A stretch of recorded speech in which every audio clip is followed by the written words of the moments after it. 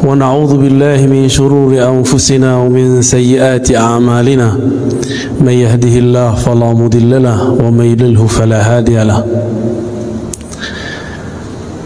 نشهدكم بأن لا إله إلا الله وحده لا شريك له وأن محمدا عبده ورسوله اللهم صل وسلم وبارك عليه أما بعد أوصيني وإياكم أيها المسلمون بتقوى الله فقد فاز المتقون فقد قال عز من قائل يا أيها الذين آمنوا اتقوا الله حق تقاته ولا تموتن إلا وأنتم مسلمون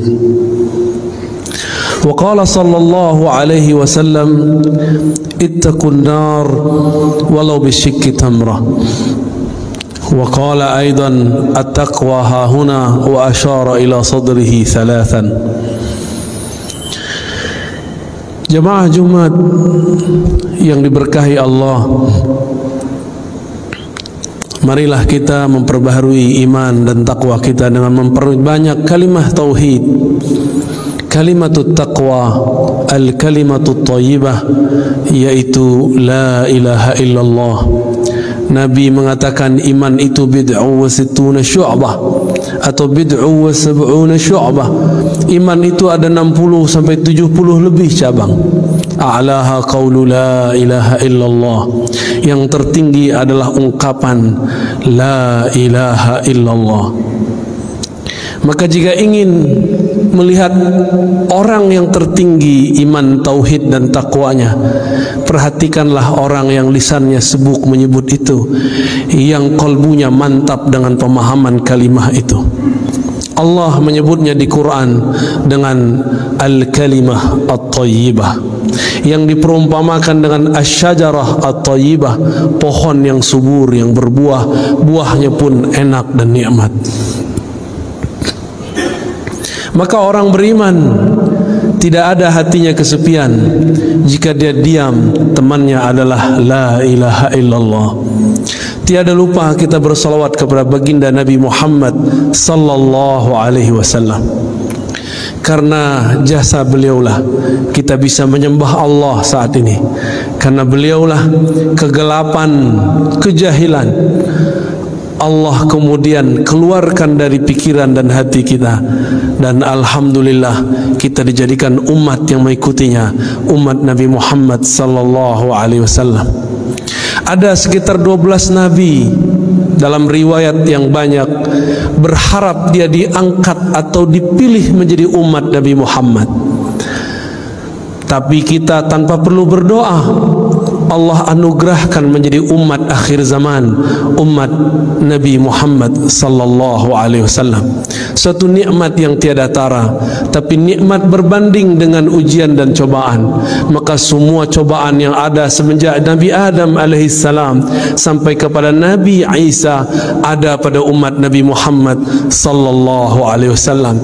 Tapi Allah mengabarkan innallaha ma'as sabirin. Allah senantiasa membersamai orang-orang yang sabar. Semoga kita menjadi orang yang sabar. Jemaah Jumat yang dimuliakan Allah, pada khutbah yang sangat singkat ini kami akan menyampaikan satu riwayat hadis mengenai kewaspadaan kita di akhir zaman. Suatu kali diriwayatkan bahwa Sayyidina Ali dalam hadis Bukhari, begitu juga hadis Muslim, mengirimkan Ghunaimah atau Zuhaibah beberapa emas, beberapa harta rampasan, rampasan perang tentunya, dikirim dari Yaman ke Madinatul Nabi, Madinah At-Thayyibah, Madinatul Rasul sallallahu alaihi wasallam. Sampai di Madinah, baginda Nabi sallallahu alaihi wasallam membagikannya kepada sahabat-sahabat yang berhak, yang merasa yang mereka dianggap paling berjasa dalam Islam. Setelah pembagian selesai, tiba-tiba ada seseorang datang kepada baginda Nabi sallallahu alaihi wasallam, menerobos safnya para sahabat. Apa kata orang ini? Ya Rasulullah, ittaqillah. Begitu riwayat Imam Bukhari. Wahai Rasul Allah, takutlah kepada Allah, takwalah kepada Allah. Coba bayangkan, siapakah yang paling bertakwa di dunia ini? Bukankah itu Rasulullah? Dalam riwayat yang lain, ya Muhammad, i'dil ya Muhammad. Hei Muhammad, berbuat adillah engkau. Ternyata orang ini merasa pembagian untuknya tidak banyak. Ternyata dari dulu si emas, kalau sekarang kita sebut rupiah, dolar, pitih, uang, ini memang jadi bencana dari masa Rasulullah sampai zaman kita ini. Apa kira-kira perasaan sahabat ketika ada orang membentak Rasulullah dengan kalimat, ya Rasulullah ittaqillah, wahai Rasulullah kamu takutlah kepada Allah? Berarti dia sedang menghardik baginda Nabi Muhammad sallallahu alaihi wasallam. Apakah Nabi membalas? Tidak. Apakah Nabi membalas dengan kata-kata kasar? Tidak. Nabi diam. Itulah Nabi Muhammad sallallahu alaihi wasallam. Tiba-tiba Sayyidina Khalid ibn al-Walid sedang menghunuskan pedang, tangannya gemeteran menahan emosinya melihat kekasihnya Rasulullah dihardik oleh seseorang. Apa kata Khalid? Wahai baginda, izinkan aku untuk menebas lehernya. Apa kata Nabi SAW? Nabi dihina tapi beliau tidak membalas menghina. Apa kata beliau? Biarkan dia, mungkin dia masih sholat. Wahai Rasulullah, dia tidak sholat dengan hatinya, hatinya busuk wahai Rasulullah. Apa kata Nabi kepada Khalid? Wahai Khalid, aku tidak diperintahkan an unaqiba ma fi sudurin nas. Aku tidak diperintahkan sama sekali untuk mencari tahu isi hati manusia. Tidak jadi juri hati orang, niat orang. Akhirnya Khalid langsung memasukkan pedangnya yang tadi sudah hampir terbang melayang, membunuh orang yang kurang ajar kepada baginda Nabi sallallahu alaihi wasallam. Lihatlah akhlak beliau, dicaci, dihina, biasa saja, tidak balas menghardik, diam, dibiarkan. Kenapa? Ternyata di saat itu beliau dapat wahyu. Apa isi wahyunya? Beliau mengatakan, saya khuruj min di'di hadzal rajul, akan keluar dari generasi orang laki-laki tadi yang menghardik baginda Nabi sallallahu alaihi wasallam, qaumun yatluna ayatillah, sekelompok orang yang mereka fasih baca ayat Allah, yatluna ayatillahi ratbah, baca ayat Allahnya sangat fasih, hafalannya ratbah, sangat banyak dan lancar. Tetapi Al-Quran yang dia baca tidak tembus kepada kerongkongannya, apalagi ke dalam kolbunya. Tapi kemudian Nabi bersabda, inilah kalam yang sangat berbahaya. Inilah kalam yang disimpan Nabi. فَإِذَا لَقِيتُمُوهُمْ فَقْتُلُوهُمْ, jika engkau bertemu mereka. Inilah yang sulit diterjemahkan. Apa terjemahan faqtuluhum? Apakah diartikan membunuh atau diartikan memerangi? Ulama kita memilih untuk zaman sekarang diartikan, maka faqtuluhum bimakna faqatiluhum, maka perangi mereka. Dengan cara apa? Dengan cara mereka memerangi kita. Jika mereka memerangi kita dengan cara opini, perang lawan opini. Jika mereka mulai mengganggu ketenangan hidup kita secara keamanan, barulah kita angkat senjata berjihad fisabilillah. Apa yang menyeramkan dari kalimat tadi? Bukan kalimat faqtuluhum semata, tapi yang membuat kita sedikit agak bingung. Sebenarnya tidak bingung. Apa itu? Orang ini yang disuruh Rasulullah untuk diperangi, ternyata mereka hafal ayat Allah, lancar baca kitabullah, tapi kitabullahnya tidak tembus sampai kepada kolbunya. Apa media supaya banyak orang baca ayat-ayat Allah? Tentu ada ma'had tahfiz, rumah-rumah tahfiz. Maka di akhir zaman ini banyaklah rumah tahfiz. Ternyata inilah maksud Rasulullah. Nanti di akhir zaman kalian akan menemukan banyak rumah-rumah tahfiz. Apakah semuanya salah? Belum tentu. Semuanya benar? Belum tentu. Jika bersumber pemahamannya seirama pemahamannya dengan orang ini yang dia merasa suci, bahkan berani mengkritik baginda Rasulullah. Rasulullah sudah wafat. Kalau zaman sekarang mereka berani su'ul adab kepada para guru, para masyayikh, kita boleh menasihati orang, tapi jangan menghardik orang.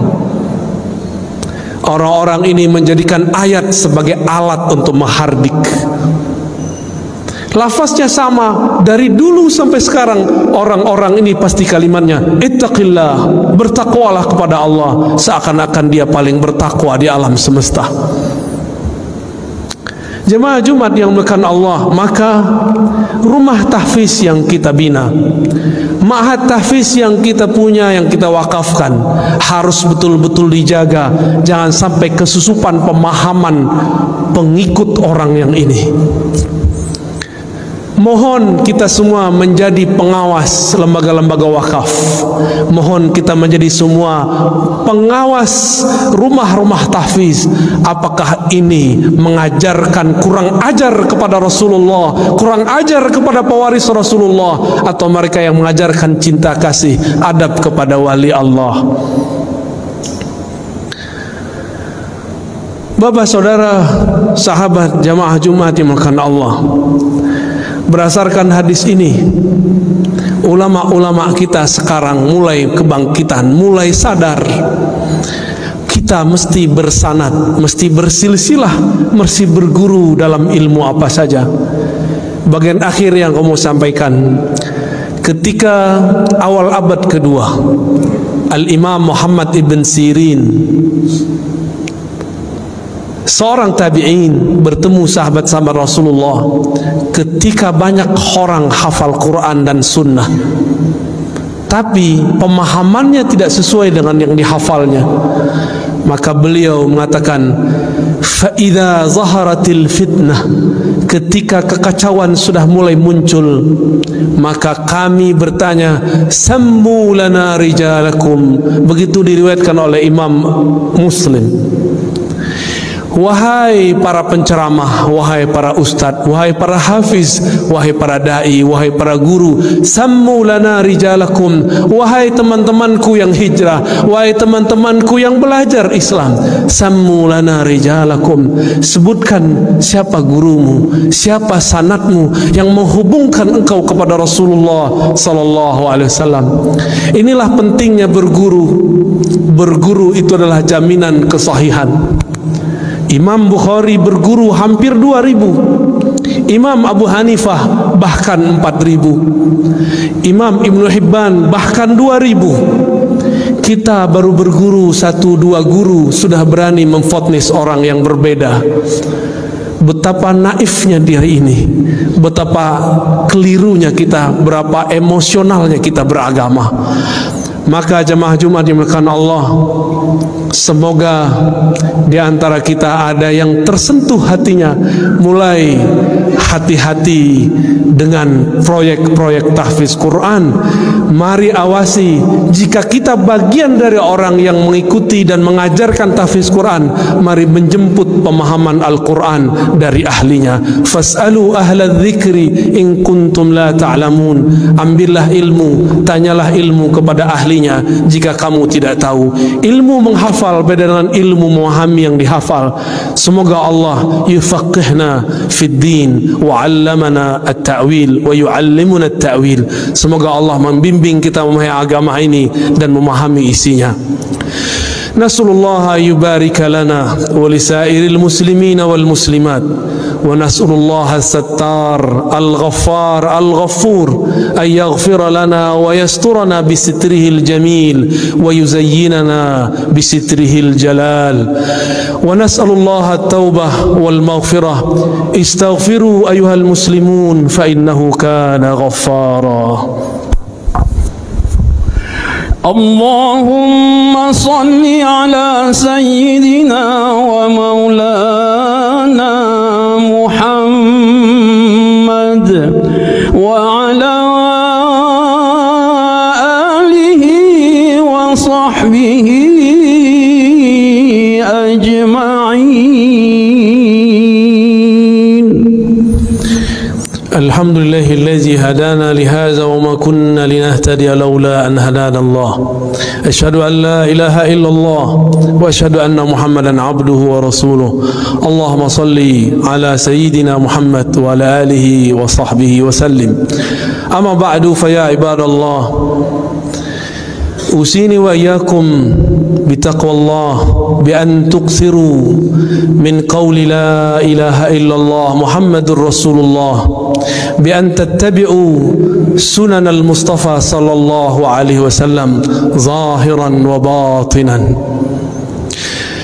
إن الله ملائكته يصلون على النبي يا أيها الذين آمنوا صلوا عليه وسلموا تسليما. اللهم صل على سيدنا محمد وعلى آل سيدنا محمد كما صليت على سيدنا إبراهيم وآل سيدنا إبراهيم، وبارك على سيدنا محمد وعلى آل سيدنا محمد كما باركت على سيدنا إبراهيم وآل سيدنا إبراهيم في العالمين إنك حميد مجيد. الدعاء: اللهم اغفر للمؤمنين والمؤمنات والمسلمين والمسلمات الأحياء منهم والأموات، وتابع بيننا وبينهم بالخيرات. رب اغفر وارحم وأنت خير الراحمين. اللهم يا مقلب القلوب يا مصرف القلوب ثبت قلوبنا على دينك وطاعتك. اللهم أعنا على ذكرك وشكرك وحسن عبادتك. اللهم وفقنا وأهلنا وذرياتنا والحاضرين لطاعتك برحمتك يا أرحم الراحمين. اللهم ربنا آتنا في الدنيا حسنة وفي الآخرة حسنة وقنا عذاب النار، واجعلنا من حملة القرآن. آمين يا رب العالمين. عباد الله، إن الله يأمر بالعدل والإحسان وإيتاء ذي القربى وينهى عن الفحشاء والمنكر والبغي يعظكم لعلكم تذكرون. فاذكروا الله يذكركم واشكروا على نعمه يزدكم ولذكر الله أكبر.